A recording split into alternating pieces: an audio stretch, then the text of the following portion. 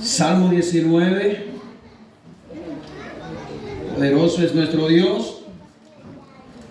Yo quiero que usted no se me distraiga con nadie, con nada. Preste mucha atención. Yo sé que es importante porque así no se le pierde el hilo a lo que se está diciendo. Conéctese para que el Señor hoy ministre su vida poderosamente. Salmo 19, vamos a estar leyendo los versículos 7 al versículo 11. Amén. Los versículos 7 al 11. Este salmo tiene 14 versículos. Haremos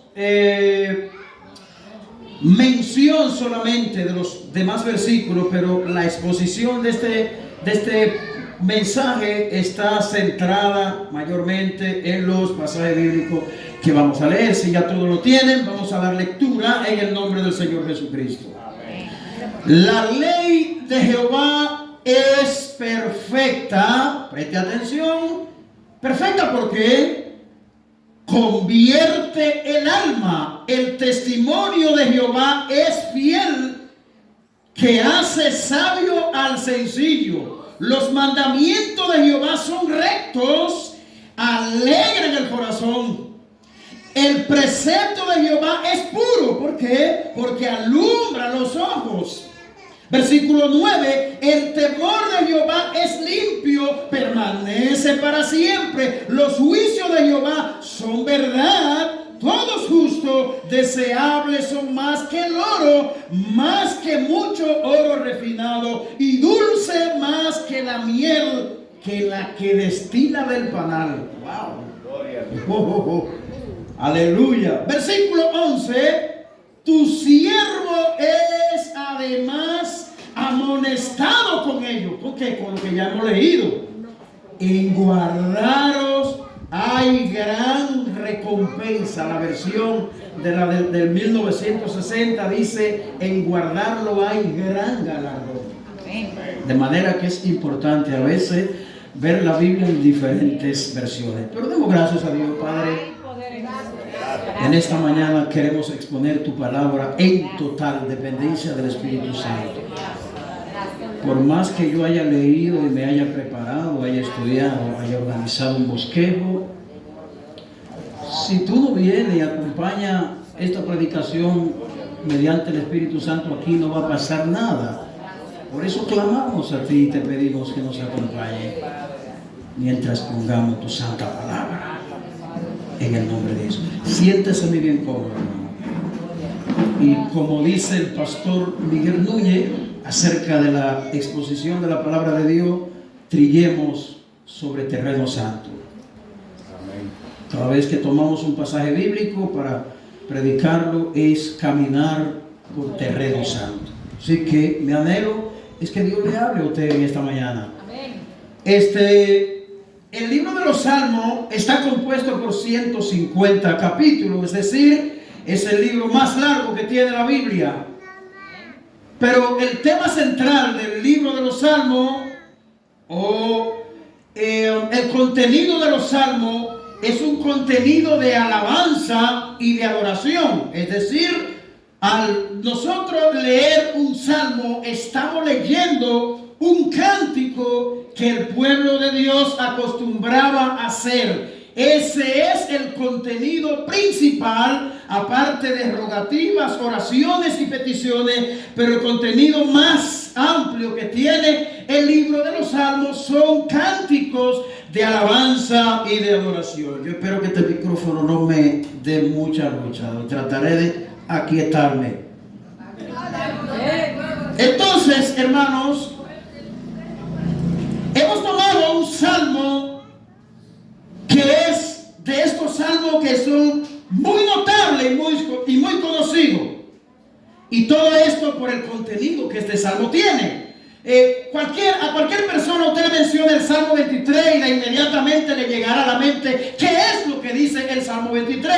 A cualquier persona usted le menciona el Salmo 91 y rápidamente entenderá a lo que se refiere ese salmo. O sea, hay unos salmos que son muy notables, muy famosos, muy conocidos por su contenido. Lo mismo decimos del salmo que hemos tomado en esta mañana. El Salmo 19 es uno de esos salmos salmos que son muy notables, que son muy leídos, muy citados por el contenido que tiene este salmo. La Biblia Reina Valera del 60 titula este salmo como la creación y las obras de Dios. La Biblia de las Américas también titula este salmo de la misma manera, pero hay un comentarista llamado William MacDonald que titula este salmo como los dos libros de Dios. Es decir, que este salmo, su contenido, nos habla de dos maneras de cómo Dios se ha revelado. Bendito sea el nombre del Señor Jesús. Este salmo consta de 3 secciones en todo su contenido. Es decir, si usted lee los 14 versículos del Salmo 19, usted lo divide en 3 secciones. Y vamos a ver qué dice la sección 1, la sección 2 y la sección 3. ¿De qué se trata la división de este importante salmo? Pero con las dos grandes maneras, como ya le mencioné, de cómo Dios se ha revelado en toda su historia. O sea, la manera y la forma en cómo Dios se ha revelado en su historia están descritas en este salmo. Pero ¿cuál es el título de este salmo, de este mensaje? Podrían estar preguntándose algunos, que ya empecé a predicar. Bueno, hoy vamos a estar ministrando bajo el tema: ¿qué efecto está haciendo tu Biblia en ti? ¿Prestó atención a eso, hermano? ¿Qué efecto está haciendo tu Biblia en tu vida? De eso hablaremos en esta mañana. Este salmo ya hemos dicho que tiene las dos grandes maneras en cómo Dios ha hablado a través de la historia. Y una de esas maneras es la creación y por medio de su palabra. Esas son las dos principales. Pero la máxima expresión de cómo Dios nos ha hablado a nosotros es a través de su Hijo Jesucristo. O sea, no existe otra forma de cómo Dios nos haya hablado tan poderosamente, de cómo Dios se haya revelado jamás en la vida, a menos que no sea por medio de Cristo. Cuando Cristo llega, es la máxima expresión de cómo Dios se ha revelado. Dios se ha revelado a través de la creación, porque escuchen lo que nos dice Romanos capítulo 1, versículo 19 y versículo 20. Él dice, refiriéndose a la creación, dice: porque lo que de Dios se conoce les es manifiesto, pues Dios lo manifestó, lo invisible de Él, su eterno poder y su deidad se hacen claramente visibles desde la creación, escuche bien, del mundo, y se puede discernir por medio de las cosas hechas. Por lo tanto, no tienen excusa. O sea, lo que Pablo está diciendo aquí es que la creación nos habla de un Dios todopoderoso, hermano. O sea, al nosotros ver los cielos y la tierra, nos damos cuenta de que hay un Dios todopoderoso que hizo los cielos y la tierra. Hay un Dios que nos habla de su grandeza, su poder y majestad. La creación y la palabra de Dios. Este salmo dice eso.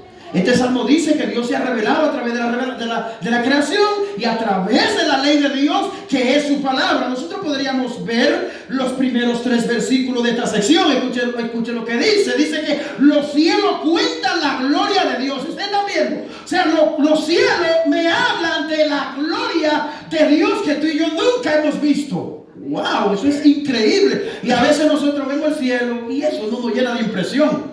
Sin embargo, los científicos, los hombres de ciencia, se asombran al ver esto. Y es un objeto de estudio para ellos. Empiezan a estudiar, a analizar por qué estas grandes constelaciones. Esto es algo impresionante. ¿Cómo es posible? ¿Será que por el Big Bang o la evolución? Esto llena a la gente de ciencia, lo llena de impresión. ¿Y a ti? Cuando tú te levantas en la mañana o por la noche, que tú ves el cielo lleno de estrellas, ¿tú te asombras, hermano? Eso te llena de regocijo. Tú piensas en el poder de Dios al ver los cielos. Bueno, este salmo dice que los cielos cuentan, hablan de la gloria de Dios, y el firmamento anuncia la obra obra de sus manos. Un día emite palabra, otro día, y una noche declara sabiduría. Pero escuche lo que dice: no hay lenguaje ni palabra. Cuando usted ve los cielos y la tierra, usted no está escuchando una palabra que le está diciendo: yo soy la creación de Dios. No hay lenguaje ni palabra para nosotros saber que Dios es poderoso y es el creador de todas las cosas. Oh, poderoso es el Señor. No hay lenguaje ni palabra, ni he oído su voz. Por toda la tierra salió su voz, hasta el extremo del mundo su palabra. En ello puso término para el sol, y como esposo que sale de su alcoba, de su tálamo, como dice la otra versión, se alegra cual gigante para correr el camino de un extremo de los cielos su salida y su curso hasta el término de ellos. No hay quien se esconda de su calor, del calor del sol. Aleluya. Aquí nosotros vemos en estos pasajes bíblicos a un Dios que le ha hablado al mundo y al hombre a través de su creación, hermano querido. Poderoso es el Señor. Y eso lo vemos en los versículos del 1 al 6 que acabamos de leer. Vemos la creación, que es un lenguaje que no tiene palabra, donde Dios se ha revelado al hombre. Pero en los versículos del 7 al 11, que son los pasajes que hemos tomado como base central de esta predicación, allí encontramos la ley de Dios y todo lo que puede hacer en la vida de cada uno de nosotros. Pero en la tercera sección, que son los últimos versículos de este salmo, versículos 12 al 14, allí nosotros encontramos la respuesta de un corazón que responde a las verdades que exponen los primeros versículos. Cuando estos primeros versículos hablan de la ley de Dios, hablan de la creación de Dios, en la tercera sección entonces hay un corazón que responde a esas verdades. Es como ver el resultado de la ley de Dios introducida en el alma imperfecta del hombre. Aquí es donde está el gran contraste que encontramos en el versículo 7. Atención, hermano, no se me deje distraer. Aquí encontramos en el verso 7 un contraste que yo quiero que usted no pierda de vista. ¿Cuál es ese contraste que encontramos en el verso 7? Preste atención. Dice: la ley de Jehová es perfecta. ¿Cuál es el contraste? La ley de Jehová es perfecta y el alma del hombre, que es imperfecta, porque convierte el alma. Aquí hay un contraste entre la perfección de la ley de Dios y la imperfección del alma de cada uno de nosotros. Entonces, el verso 7 dice que la ley de Jehová es perfecta porque convierte el alma. O sea, nos damos cuenta que hay imperfección en el alma humana, pero que hay perfección en la ley de Dios. Este es el contraste que nosotros encontramos aquí. Gloria al Señor. Pero la tercera sección, como le repito, esa es la respuesta de un corazón que responde a esas verdades que son expuestas. Es como ver el resultado de la ley de Dios que es introducida en el alma imperfecta. Aquí es donde está el gran contraste de este versículo. La ley de Jehová es perfecta, convierte el alma, todas las imperfecciones que fueron dejadas por el pecado en la caída del hombre en el huerto del Edén, en Génesis capítulo 3. De ahí para acá el alma del hombre quedó totalmente infragada por el pecado, manchada. Ahí es donde está la imperfección tuya y mía. Pero veamos a continuación cómo este salmo, específicamente los pasajes que hemos leído, aplican al tema que nosotros estamos exponiendo. ¿Qué efecto está haciendo tu Biblia en tu vida cada vez que la lee y cada vez que la escucha? Hermano, la Biblia tiene que hacer un efecto en la vida de cada uno de nosotros. Tenga eso pendiente. Usted no puede leer la Biblia meramente por leerla. No, la Biblia se lee para que tenga efecto en la vida de cada uno de nosotros. Cada vez que yo en la mañana o al mediodía o en la noche yo leo mi Biblia tiene que ser aplicada en mi vida. La Biblia debe ministrar mi corazón. La Biblia debe ministrar mi alma imperfecta. Ese es el propósito de la ley de Dios. Por eso es que hemos titulado este mensaje: ¿qué efecto está haciendo tu Biblia en ti? Si eres aquel creyente que está leyendo la Biblia y la Biblia no está haciendo efecto en tu vida, bueno, este mensaje es para ti y para todos nosotros, hermano. Amén, aleluya. Oh, poderoso es el Señor. Pero ¿cuál es nuestro primer punto a tratar? ¿De qué es capaz la Biblia o tu Biblia que tú lees y la que tú escuchas ser predicada? ¿Sabe por qué yo lo titulé? Este mensaje podría ser titulado El efecto de las escrituras en tu vida, el efecto de la ley de Dios. Pero yo quise personalizar y quise que el tema diga qué efecto está haciendo tu Biblia en ti para personalizarlo más a ti. Tu Biblia, la que tú tienes en tu mano, la que usas, amados hermanos. Quiero que me entiendan. Bueno, la ley de Dios es perfecta, de Jehová. Convierte el alma. Esa es la primera parte del versículo 7. Aquí estamos frente a un contraste, como ya le dije, entre la ley y la imperfección del alma del hombre. Gloria al Señor. Pero surgiría una pregunta: ¿qué es la ley de Dios? Y la respuesta a esta pregunta es que la ley de Dios es la Torá. Y si usted no entiende eso, la Torá son los 5 primeros libros de la Biblia. El Pentateuco, como se le llama, o la ley de Moisés, la ley moral de Dios. Esa es la ley de Dios. Es decir, hasta el momento que el Salmo 19 fue escrito, no existía el Nuevo Testamento. Solamente existía posiblemente parte del Antiguo Testamento, ni siquiera completo tal vez. Pero ya en ese momento, la ley de Dios era capaz de transformar el alma humana. Pero ¿de qué cosas necesita el alma ser convertida, hermano? ¿Ser transformada o ser regenerada? Algo que solamente, obviamente, la ley de Dios puede hacer. El único que puede cambiar, que puede transformar, que puede traer cambios significativos en tu vida y en mi vida, con las luchas que nosotros tenemos, es la ley de Dios. Gloria a Jesús. La ley de Dios, hermano. Es lo único que puede hacer efecto en lo más profundo de nuestro corazón. Pero la ley de Dios, nuestra alma imperfecta necesita ser redimida del pecado condenatorio. Es decir, hay un pecado de condenación. Desde que el hombre falló a Dios, está bajo la sentencia de un pecado condenatorio. Y como lo hemos enfatizado en otras ocasiones, no importa que ese hombre haga buenas obras, no importa que sea un hombre que se porte bien, no importa que nunca haya matado a nadie, lleva el pecado dentro de él.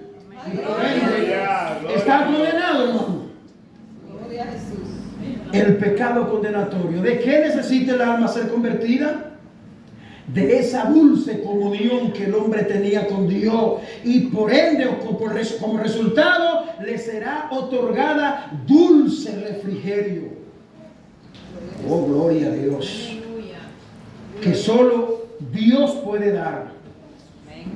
Pero veamos un penetrante pasaje bíblico del Nuevo Testamento con referencia a lo que nosotros estamos hablando. Acompáñenme a Hebreos 4:12. Dice: la palabra de Dios es viva y eficaz y más cortante que toda espada de 2 filos. Penetra hasta partir el alma, el espíritu, las coyunturas y los tuéstanos, y discierne los pensamientos y las intenciones del corazón. Esa es la palabra de Dios. Aquí estamos en el Nuevo Testamento ahora. O sea, que lo que se venía diciendo, la visión que los hombres de Dios del Antiguo Testamento tenían de la Biblia, es la misma que los autores del Nuevo Testamento tienen, porque Dios no varía ni cambia. Dios no te viene hoy con una cosa y mañana te viene con otra. No, la palabra de Dios es la misma siempre. Poderoso es nuestro Dios. Sigue siendo la palabra de Dios. Pero ¿qué sigue diciendo el verso 7? Dice que el testimonio de Jehová es fiel, que hace sabio al sencillo. El testimonio aquí alude a todo el consejo de Dios de su palabra. Ese es el testimonio de Dios. Lo que Dios ha testificado en su Biblia, en la palabra de Dios que nos ha dejado, hermano. Y alude a eso, a la palabra de Dios, a las Escrituras, que es transformador, que es fiel para cumplir lo que su palabra o testimonio ha destinado a hacer con la vida del alma imperfecta. ¿Pero qué? Hace sabio el sencillo, dice. pero ¿quién es el sencillo? Uno podría pensar, bueno, el sencillo es una persona sencilla. No, el sencillo que Proverbio habla y se refiere a él es aquel considerado como una persona torpe, necia. Ese es el sencillo. Dice la Biblia que la ley de Dios es capaz de hacer sabio al sencillo. Amén. Aleluya. Hace sabio al torpe de corazón, al necio de corazón. En el versículo 8 vemos la rectitud de sus mandamientos que alegran el corazón, dice el verso 8, y que su precepto es puro porque alumbra los ojos. Señores, lo más que necesita este mundo es que sus ojos sean abiertos, es que sus ojos sean alumbrados, y lo único que puede alumbrar nuestros ojos es el testimonio de Dios, es su palabra pura y santa. Usted quiere que sus ojos sean alumbrados, vaya a la palabra de Dios. Vaya al testimonio de la Biblia.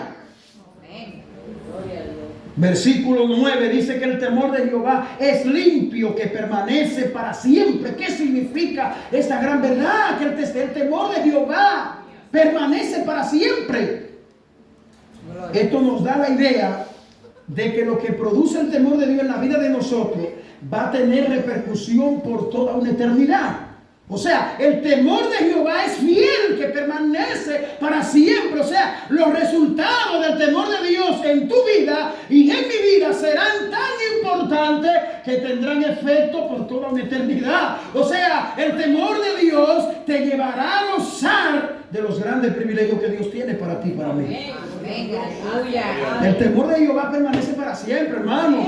No el del necio.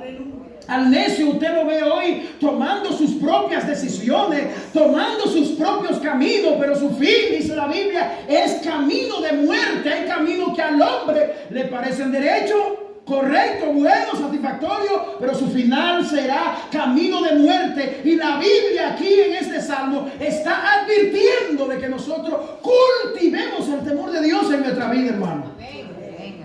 ¿Cómo vamos a cultivar el temor de Dios en nuestra vida? A través del conocimiento de la palabra de Dios. A través de lo que la palabra de Dios nos muestra y nos revela. Ella nos conduce a buenos pastos. Ella nos conduce a la justicia. Oh, poderoso es el Señor. Dios es bueno, hermano. Amén. Es tan limpio, es tan puro y permanece para siempre, que tendrán efecto por toda una eternidad. Ahora bien, veamos en segundo lugar que la Biblia debe ser un deleite para cada uno de nosotros. Veamos el versículo 10 para que usted vea. Acompáñeme allí al verso 10 del Salmo 19. Versículo 10, amados hermanos. Escuche lo que dice. Deseables son más que el oro, los testimonios, la palabra de Dios, más que el oro y más que mucho oro refinado, y dulce más que la miel, la que destila del panal. O sea, que mi Biblia tiene que ser o tiene que convertirse en un deleite para mi vida, hasta que la Biblia no se convierta en mi deleite principal, que yo ame este libro, que sea deleitoso para mí. La palabra de Dios no va a poder tener efecto en tu vida. La Biblia tiene que ser un deleite para mí. No. Muchas veces el deleite nuestro es gozar de aquellas cosas que Dios nos provee, que son legítimas, como buenos vehículos, buen trabajo. Uno se deleita en esa cosa. Y eso es bueno. Sin embargo, la Biblia, la palabra de Dios, no dejará de ser lo más importante para ti y para mí. No dejará de ser, no puede dejar de ser nuestro mayor deleite. ¿Qué cosas son deleitosas para ti? Respóndete esa pregunta según tu conciencia. ¿Cuáles son las cosas que te llaman la atención? ¿Cuáles son las cosas que dominan tu tiempo porque te apasionan? ¿Cuáles son las cosas que te hacen hacerla aunque te estés reventando de un sueño? ¿Qué cosas son deleitosas para ti que nada te lo impide hacer? La Biblia debe ser nuestro mayor deleite. Amén. Alabado sea Dios. Y lo dice el verso 10. Evidentemente, la Biblia no será un deseo para mí si mi alma imperfecta no ha sido regenerada. por la ley de Dios. Si la ley de Dios no me ha cambiado, no me ha transformado, si la ley de Dios no ha hecho ese efecto que debe hacer y el que está destinado a hacer, que es traer los grandes cambios internos en tu vida y en mi vida, lo que me llevan a odiar, lo que me llegan a envidiar, lo que me llegan a ser un chismoso, una chismosa, hablar mucho más de la cuenta, cada una de esas cosas, la palabra de Dios la cambia y la Biblia se convierte automáticamente en nuestro mayor deleite. Evidentemente, como ya le dije, la Biblia no va a ser tu deleite si tu alma imperfecta no ha sido cambiada. Poderoso es el Señor Jesús. La ley de Dios, que es la palabra de Dios. Queridos hermanos,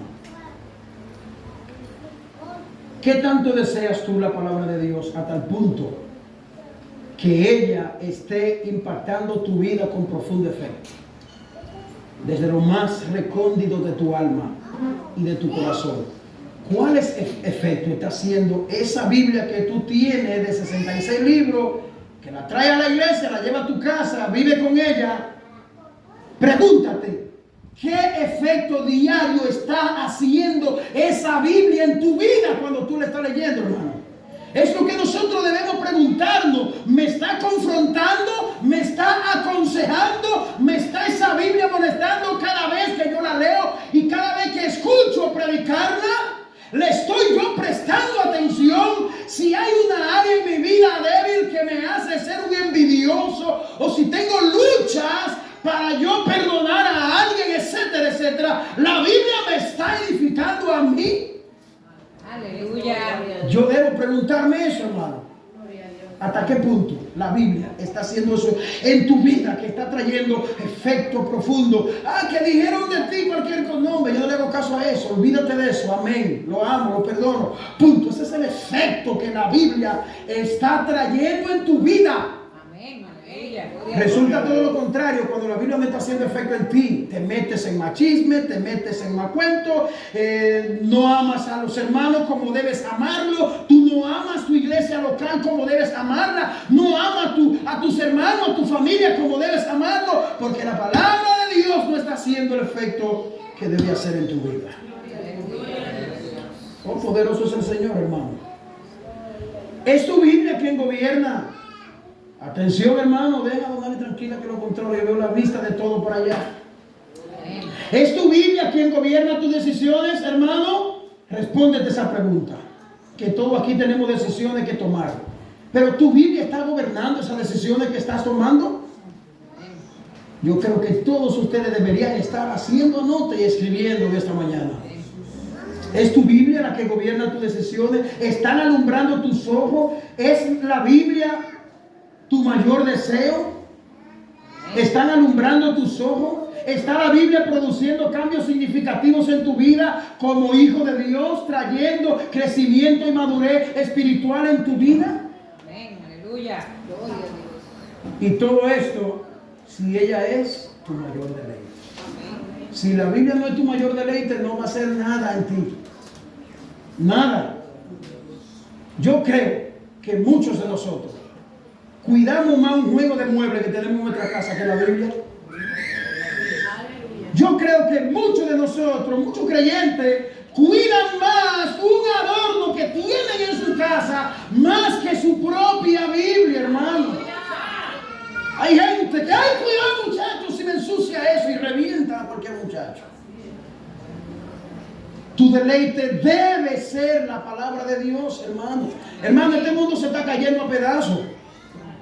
A pedazos se está cayendo el mundo. Si usted no lo sabía, moralmente, espiritualmente, económicamente, el corazón de los hombres está podrido. Engaño, odio, violencia por donde quiera. Usted prende el televisor y ve las noticias y no va a ver nada agradable, hermano. Si ve las noticias nacionales e internacionales, se dará cuenta que hoy que gobiernos, ministros están cayendo presos por corruptos, hermano.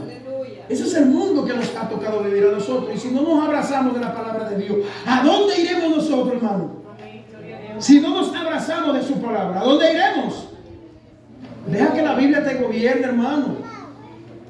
Yo no sé si tú puedes discernir, si tú puedes darte cuenta cuáles son las debilidades con las que tú luchas. Yo todos los días se la presento a Dios en oración. Diario, yo no, hermano, yo iba el otro día en el motor y hablando solo, yo decía, Dios mío, pero yo oro más por mis debilidades que por un carro que yo necesite, por una casa que yo necesite. Hermano, yo no estoy diciendo esto para yo gloriarme. No. Dios sabe que no es eso. A mí no me gusta hacer eso, ustedes lo saben. Pero yo digo, hermano, ¿cuáles son las cosas que te están gobernando, que te están empujando? Es como cuando un pique te agarra. Todos hemos pasado por eso, ¿verdad? Que si levanta la mano, ¿quiénes?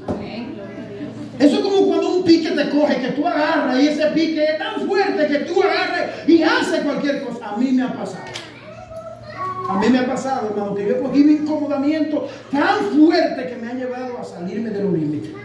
Bueno, la Biblia debe ser un deleite tan grande en tu vida que ella te gobiernen tu lenguaje, gobiernen tus pensamientos, tus decisiones, la manera de actuar, la manera de tratar con otras personas, cómo tú tratas a los demás. Debe afectar la Biblia a tu corazón, hermano. Y yo no sé hasta qué punto la Biblia te está afectando. ¿Te está afectando la Biblia o te está afectando el internet? ¿Qué te está influyendo?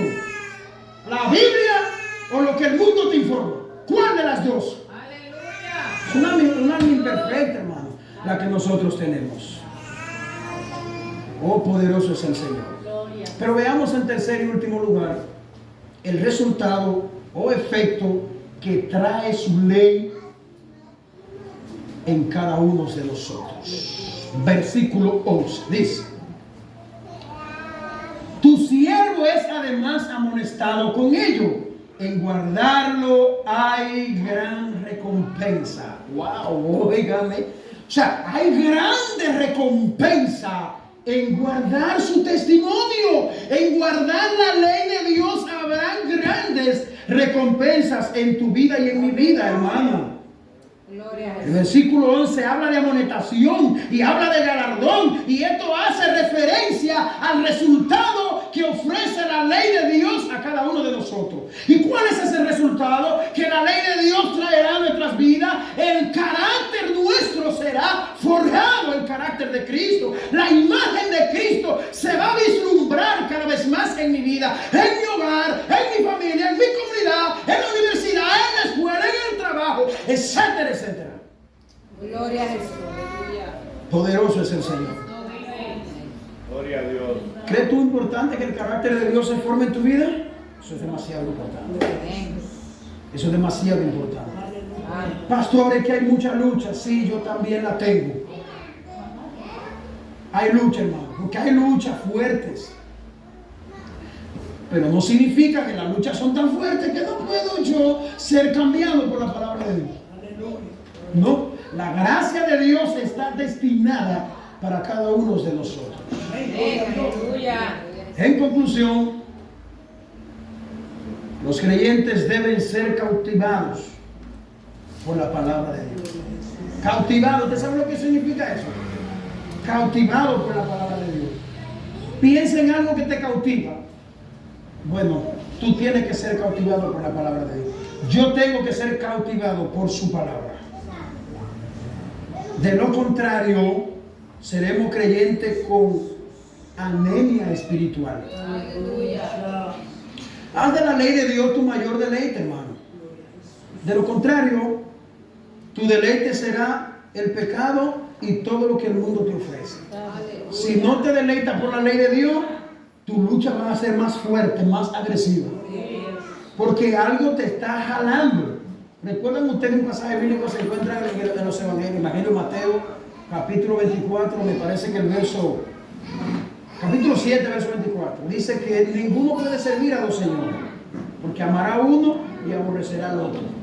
O sea, si no te deleita y te inclina profundamente por la ley de Dios, lamentablemente decirlo, te vas a sentir atraído por todo lo que el mundo te ofrece y todo lo que el mundo te presenta. Así que espabilémonos, sacudámonos y deleitémonos rápidamente por este libro. que es el único que puede traer cambio real y transformación verdadera. Hay mucha gente que anda buscando una palabra por allí, que le digan qué está pasando, que le digan que no. Búscalo ahí en las escrituras para que tú veas que si tú hablas mucho, la Biblia te va a corregir. Si eres un mal esposo, la Biblia te va a corregir. Si eres un mal hijo, la Biblia te va a corregir. Si estás pecando agachado y nadie te está viendo, la Biblia te va a corregir. O sea, hoy, ¿qué más que la Biblia, hermano? Yo me pregunto a veces, ¿cómo es que la gente a veces se deja arrastrar por lo que tienen una palabra sobrenatural y una revelación, que lo que hacen es confundir a la gente? Porque yo he visto mucha gente diciendo, por ejemplo, un hermano aquí en la iglesia, que me reservo su nombre porque él no me ha dado el permiso para mencionarlo, me dijo a mí en una ocasión: varón, yo me siento confundido, ¿qué pasa? Yo fui a tal campaña y ese hombre me dijo a mí, tal vez que debe saber quién es, me dijo a mí que mis hijos se van a morir, que el diablo me va a comer y que... Y míralo, aquí está el hombre, firme. Yo le dije: no se lleve de eso, varón, tranquilo, eso es mentira. Bueno, ya han pasado como algunos 8 o 9 meses de eso y estamos aquí. Que viva la palabra de Dios. Amén. A mí me van a matar por la Biblia. A mí, por esa Biblia. Esta es mi predicación. La Biblia. Amén. Dios me lo bendiga. Amén. Y Dios me lo guarde. Amén. Discúlpeme que hoy vine como medio diferente. Padre, gracias te damos por tu palabra, Señor Jesús. Ayúdanos a ser confrontados